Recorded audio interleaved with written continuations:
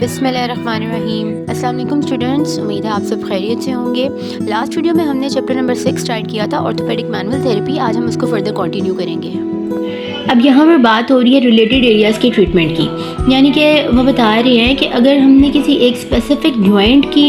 को टारगेट करना है ना, उसका ट्रीटमेंट करना है, आइदर हाइपरमोबिलिटी के लिए ट्रीट कर रहे हैं या पेन को कंट्रोल करने के लिए हम ट्रीट कर रहे हैं, तो हम क्या करते हैं कि जो रिलेटेड स्ट्रक्चर्स है ना उसके, यानी कि उसके जो नर्व की डिस्ट्रीब्यूशन है, नर्व रूट की डिस्ट्रीब्यूशन की बेस पर हम जो रिलेटेड स्ट्रक्चर्स हैं उनको भी टारगेट कर सकते हैं। जैसे कि उन्होंने एग्जांपल दिया है कि फॉर एग्जांपल एक सोमैटिक डिसफंक्शन है हमारे पास C2 के लेवल पे, सर्वाइकल स्पाइन के C2 के लेवल पे हमारे पास डिसफंक्शन है, तो हम क्या करेंगे, हम स्ट्रेच कर सकते हैं स्क्लेनी मसल को। अब स्क्लेनी मसल को हम स्ट्रेच करके क्या करेंगे, स्क्लेनी मसल जो है उसकी जो हमारे पास वो है ना नर्व की रूट की जो उसकी सप्लाई है वो है C3 नर्व रूट सप्लाई है स्क्लेनी मसल का, और उस C3 नर्व रूट की इरिटेशन की वजह से स्क्लेनी जो मसल है उसमें भी सिम्टम्स आ रहे हैं, और उसके सिम्टम जो है या तो शॉर्टनिंग हो रही है या फिर स्पैज़म हो रहा है। अब स्क्लेनी मसल में जब शॉर्टनिंग या स्पैज़म हो रहा है तो उसके रिजल्ट में क्या हो रहा है कि जो हमारी फर्स्ट रिब है ना वो बहुत ज़्यादा एलिवेट हुई हुई है, तो उस फर्स्ट रिब को मोबिलाइज करने के लिए हम स्क्लेनी मसल को भी टारगेट कर सकते हैं, उसकी स्ट्रेचिंग कर सकते हैं, स्ट्रेंथनिंग कुछ भी कर सकते हैं, जिसके रिजल्ट में हमारे पास क्या होगा कि रिब वापस अपनी जगह पर आएगी, मोबिलाइज हो जाएगी, और साथ ही साथ जो है हम सोमैटिक डिसफंक्शन जो एट द C2 लेवल है उसको भी हम जो है वो कर सकते हैं ट्रीट।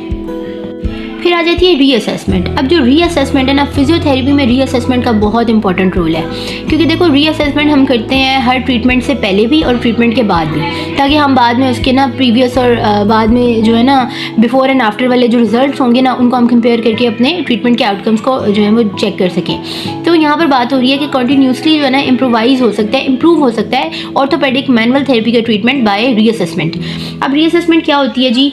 वो बता रहे हैं कि हमारे पास जो फिजिकल थेरेपिस्ट होता है, ऑर्थोपेडिक मैनुअल थेरेपिस्ट, अगर हम उसकी बात करें, क्योंकि हम मैनुअल थेरेपी पढ़ रहे हैं ना, तो जो मैनुअल थेरेपिस्ट होगा उसको इसके पेशेंट के फिजिकल, साइकोलॉजिकल और सोशली जो उसके सारे सर्कमस्टांसेस हैं ना उनको भी देखना पड़ता है। ठीक है, ये पेशेंट की नीड जो है ना उसको हमने देखना है, पेशेंट सेंटर्ड अप्रोच हमने देखनी है। ठीक है, तो एक्टिव पार्टिसिपेशन पेशेंट की बड़ी इंपॉर्टेंट रोल प्ले करती है पेन को एक्सपीरियंस करने में। तो ऑफकोर्स हमें पेन जो है वो एक सब्जेक्टिव फिनोमिना है, वो हमें पेशेंट ही बताएगा ना कि मुझे कितनी पेन है, चाहे वो हमें किसी स्केल के थ्रू बताए या चाहे वो वर्बली बताए या अपने किसी जो एक्सपीरियंस की एक्सप्रेशन की बेस पे बताए, जो पेशेंट की बॉडी लैंग्वेज है उससे भी हम देख सकते हैं कि उसको पेन हो रही है नहीं हो रही। तो ये सारे फैक्टर्स में जो पेन है ना उसमें पेशेंट बहुत ज़्यादा इंपॉर्टेंट रोल प्ले करता है।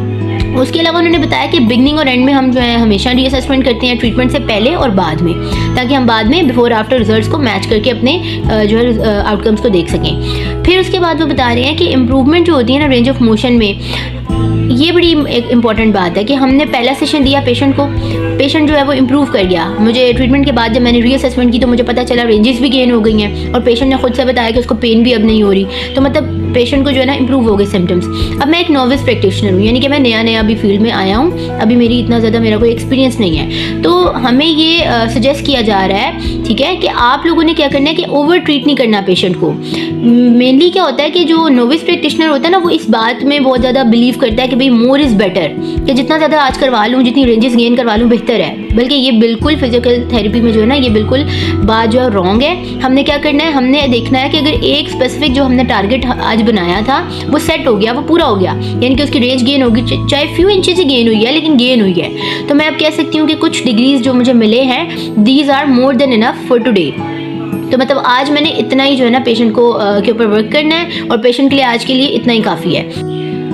अब आती है जी treatment to relieve the symptoms. अब हमने करना है सिम्टम्स को कंट्रोल। सिम्टम्स को हमने कंट्रोल करना है, तो उसके लिए वो बता रहे हैं कि स्वेयर पेन के साथ अगर पेशेंट आया ना बहुत ज़्यादा पेन के साथ, तो हमने उस केस में जैसे मैंने आपको पहले बताया कि पेशेंट हाथ ही नहीं लगाने दे रहा, तो अब जब मैं हाथ नहीं लगा पाऊंगी तो फिर मैं उसकी एंड फील को कैसे टेस्ट करूँगी। एज वी नो कि एंड फील के लिए मुझे फर्स्ट स्टॉप के बियॉन्ड जाना पड़ेगा, यानी कि जो फर्स्ट स्टॉप आया है एक मार्क्ड रेजिस्टेंस का, मुझे उससे आगे जाना पड़ेगा, तो उसमें अब मैं तो नहीं कर पा रही। तो इसलिए इस केस में हमारा जो मेन फिर वो हो जाएगा ना टारगेट, वो होगा पेशेंट के सिम्टम को कंट्रोल, यानी कि जो पेन का उसका सिम्टम है ना, जो उसकी प्राइमरी कंप्लेन है, मैंने उसको टारगेट करना है। इस पर उन्होंने फिर एग्जांपल्स दे दी हैं डिफरेंट पैथोलॉजीज़ की, जैसे कि डिस्क पैथोलॉजी हो सकती है जिसमें पेशेंट शदीद पेन के साथ प्रेजेंट कर रहा है, इन्फ्लेमेटरी प्रोसीजर्स हो सकते, कोई भी प्रोसेस जैसे कि RA हो गया, सोरियाटिक आर्थराइटिस हो गया, किसी भी किस्म की इन्फ्लेमेटरी कंडीशन हो सकती है,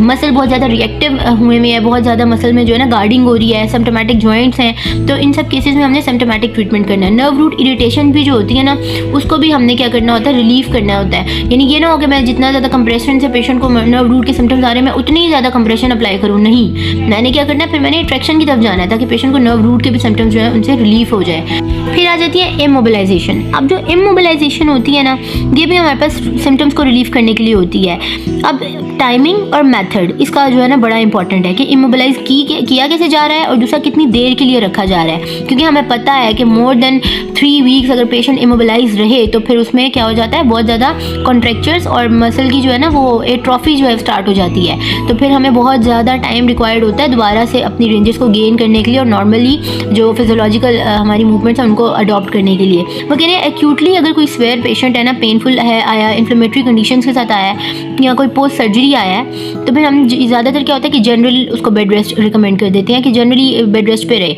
ठीक है। और कभी कभार कुछ ऐसी कंडीशंस होती हैं जिनमें हमें बहुत स्पेसिफिकली इमोबिलाइज करना पड़ता है किसी स्पेसिफिक जॉइंट को, जैसे कि कास्ट यूज़ हो सकती है, स्प्लिंट्स यूज़ हो सकते हैं, ब्रेसेस हम यूज़ करते हैं, टेपिंग से भी हम इमोबिलाइज करते हैं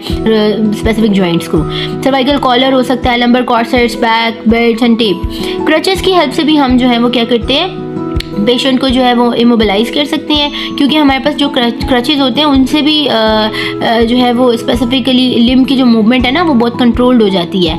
ऑटो ट्रैक्शन का फिर उन्होंने एक फिनोमेना बताया कि जो ऑटो ट्रैक्शन होती है कि मोबिलाइजेशन तो अब हम नहीं कर पा रहे, तो क्योंकि पेशेंट है बेड रेस्ट पे या फिर जनरली हमने कोई स्प्लिंटिंग की हुई है, तो उसकी वजह से क्या होता है कि अब हमने चाहते हैं ना कि बेड रेस्ट पे while on the bed patient जो है वो ट्रैक्शन कर सके, ऑटो ट्रैक्शन मतलब खुद से कर सके। तो हम स्पेसिफिक टेक्निक्स करवा सकते हैं, जैसे कि pulling with the arms head piece of the bed, यानी खुद से वो आर्म से जो है ना head piece of the bed को खींचे जिससे उसके शोल्डर जॉइंट पे ट्रैक्शन हो सकती है। फिर आ जाती है थर्मो हाइड्रो इलेक्ट्रो। अब नाम से पता चल रहा है, इट्स नेम सेज कि भाई इसमें हम इलेक्ट्रोथेरेपी को, हाइड्रोथेरेपी को और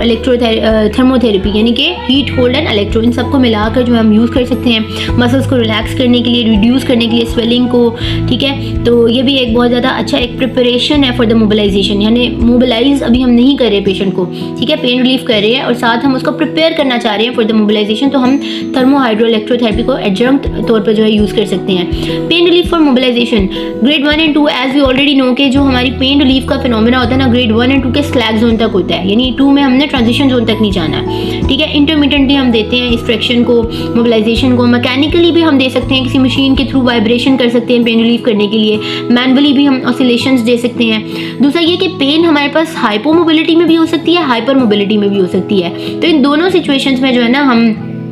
मोबिलाइजेशन दे सकते हैं फॉर द पेन रिलीफ।